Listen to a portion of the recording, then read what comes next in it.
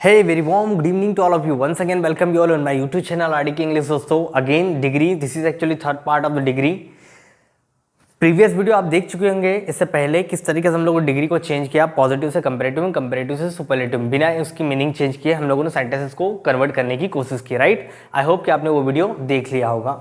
आज हम लोग डिग्री का this would be the third part of the degree in which we are going to learn किस तरीके से कुछ जो लैटिन वर्ड्स होते हैं, लैटिन वर्ड्स जैसे इंटीरियर, एक्सटीरियर, सुपीरियर, जूनियर, इनका हम लोग किस तरीके से कंपैरेटिव से सुपरलेटिव, सुपरलेटिव से पॉजिटिव में चेंज कर सकते हैं. राइट दोस्तों, ये तमाम प्रकार के जो शब्द होते हैं सेंटेंस के नीड के अकॉर्डिंग नाउन भी बन जाते हैं, एडजेक्टिव भी बन जाते हैं. ठीक है ना, वो डिपेंड करता है सेंटेंसेस पे. लेकिन फिलहाल हम डिग्री पढ़ रहे हैं तो डिग्री में किस तरीके से हम लोग इनको चेंज कर सकते हैं, तो चलिए देखते हैं.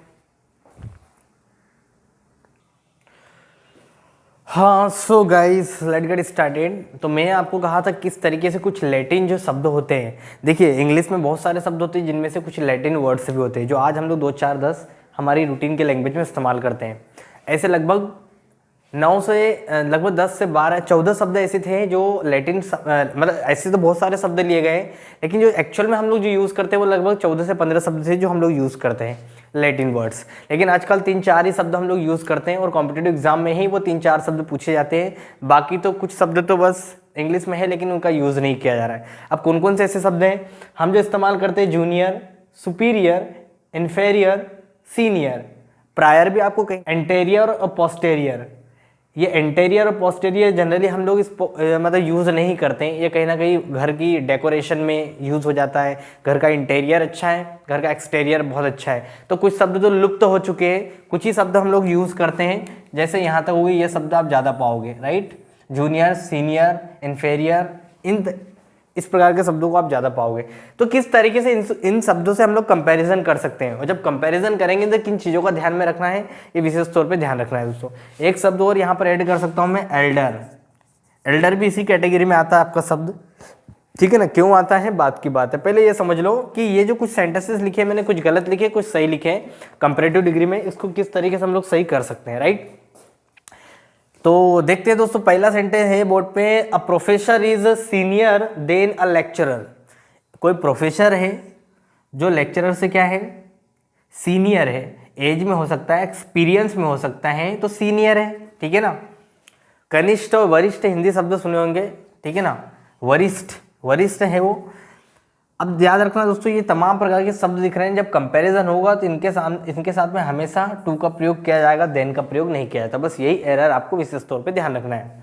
अब प्रोफेसर इज सीनियर, देन ना लिख के क्या लिखा जाएगा, टू अ लेक्चरर. राइट, इन जितने भी लैटिन वर्ड है सबके साथ टू से ही कंपैरेटिव डिग्री फ्रेम होती है. Again I would repeat my word, जितने भी लैटिन वर्ड्स हैं उनसे जब आप कंपैरेटिव डिग्री बनाओगे तो वो विशेष तौर पे ध्यान रखें, देन नहीं लगता, उनके साथ टू लगता है.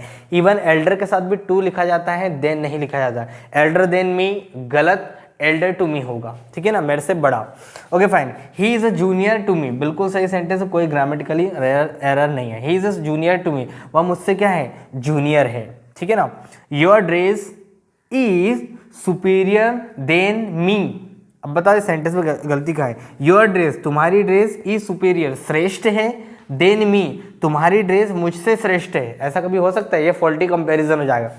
जैसे मैंने आपको बताया था फॉल्टी कंपैरिजन पे अब मैं जल्दी एक वीडियो डालने वाला हूँ, किस तरीके से फॉल्टी कंपैरिजन को हम लोग जो रोकते हैं.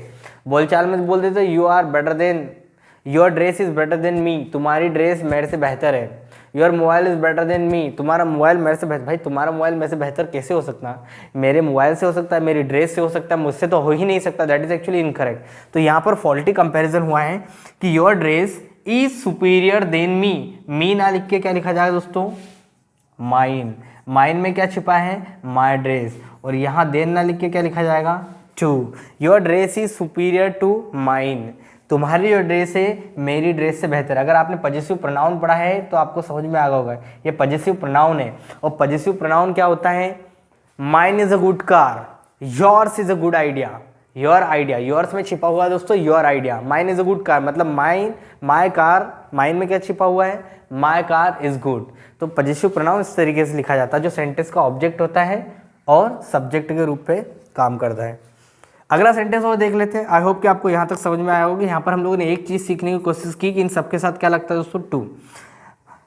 Modern technology is a superior than that of the past. जो पास्ट की जो टेक्नोलॉजी थी उस टेक्नोलॉजी से मॉडर्न टेक्नोलॉजी क्या है दोस्तों, सुपीरियर है। मॉडर्न टेक्नोलॉजी क्या है, सुपीरियर। अगेन यहाँ पर देन ना लिखा जाएगा दोस्तों, देन को ड्रॉप करना पड़ेगा आपको। हमेशा किसके साथ जाना है, लैटिन वर्ड्स के साथ, टू के साथ जाना है।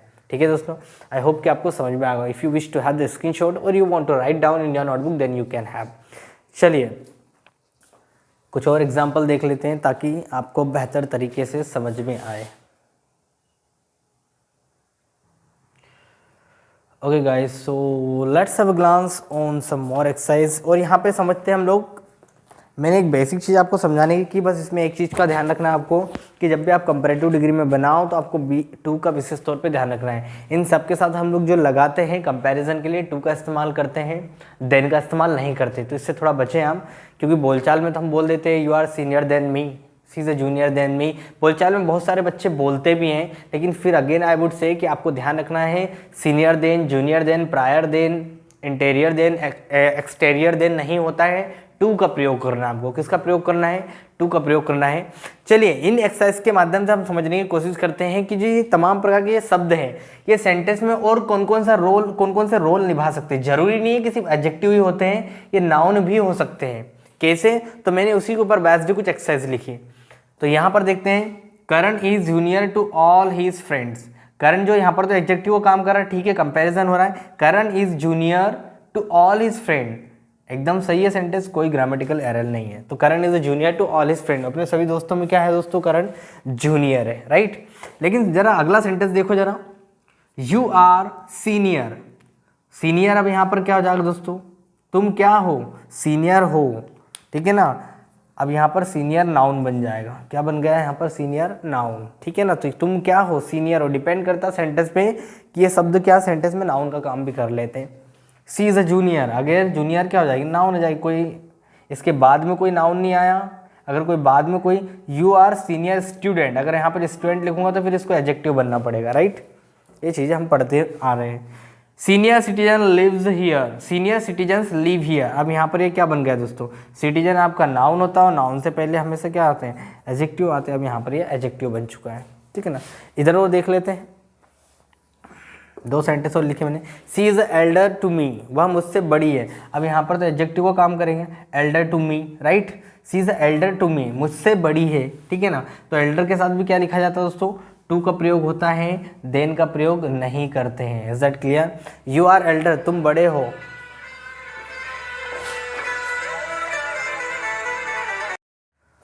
Sorry guys, it was a call actually that disturbed. Okay, तो यहाँ पर देखो, she is elder to me, वह मुझसे बड़ी है। एल्डर के साथ भी टू लिखा जाता है, देन का प्रयोग नहीं होता, विशेष तौर पे ध्यान रखना। यू आर एल्डर, तुम बड़े हो। अब यहाँ पर इसको क्या बनना पड़ेगा दोस्तों, नाउन बनना पड़ेगा, ठीक है ना। तो यू आर एल्डर। तो यहाँ पर हम लोगों ने समझने की कोशिश की कि जो लैटिन वर्ड्स होते हैं उसको किस तरीके से कंपेयर किया जाता है, मतलब कंपेरेटिव डिग्री में इस्तेमाल किया जाता है। जहाँ पर आपको विशेष तौर पर टू का ध्यान रखना है, बाकी कोई गलती नहीं, बस टू का विशेष तौर पर ध्यान रखना है। Then you can solve your questions easily, you will solve all question easily. हाँ, तो मैंने यहाँ पर एक चीज़ और एक्स्ट्रा मार्क करने की कोशिश की थी कि ये तमाम प्रकार के शब्द होते हैं, ये सेंटेंस में नाउन का रोल भी निभा सकते हैं, राइट। डिपेंड करता है सेंटेंस पे, अगर मैंने उसको सब्जेक्ट या ऑब्जेक्ट के तौर पे इस्तेमाल किया तो वो नाउन का काम कर लेंगे, जैसे मैंने कुछ सेंटेंस में आपको बताई भी है। आई होप कि आपको ये चीज़ें समझ में आ गई होगी, राइट दोस्तों। Okay guys, so let's have a glance some more example.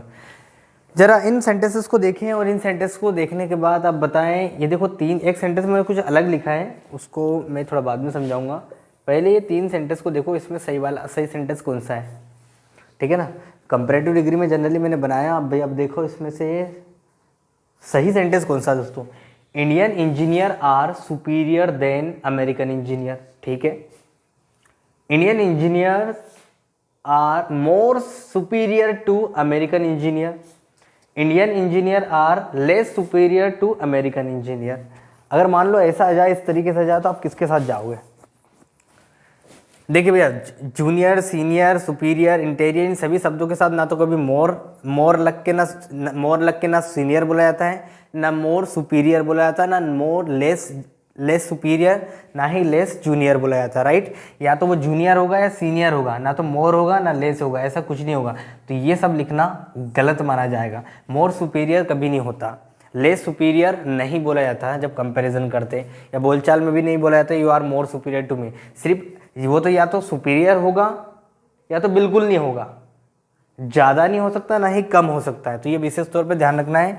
तो आपके ये दो सेंटेंस तो आपके यहीं पे गलत हो जाएंगे, जहाँ पर एक में लेस लिखा है और एक में मोर लिखा है। More superior to American engineer, less superior to the American engineer. तो दो तो यहीं गलत हो गए आपके। अब बचा एक में भी थोड़ी सी माइनर मिस्टेक जो मैंने आपको शुरू में बताई थी, Indian engineer are superior than American engineer. यहाँ पर देन को ड्रॉप करना पड़ेगा आपको, यहाँ पे किसके साथ जाना पड़ेगा, टू के साथ जाना पड़ेगा दोस्तों। ये विशेष तौर पे ध्यान रखना है, ठीक है। चलिए एक एग्जांपल और देखो यहाँ पर, you are the most perfect boy for this work.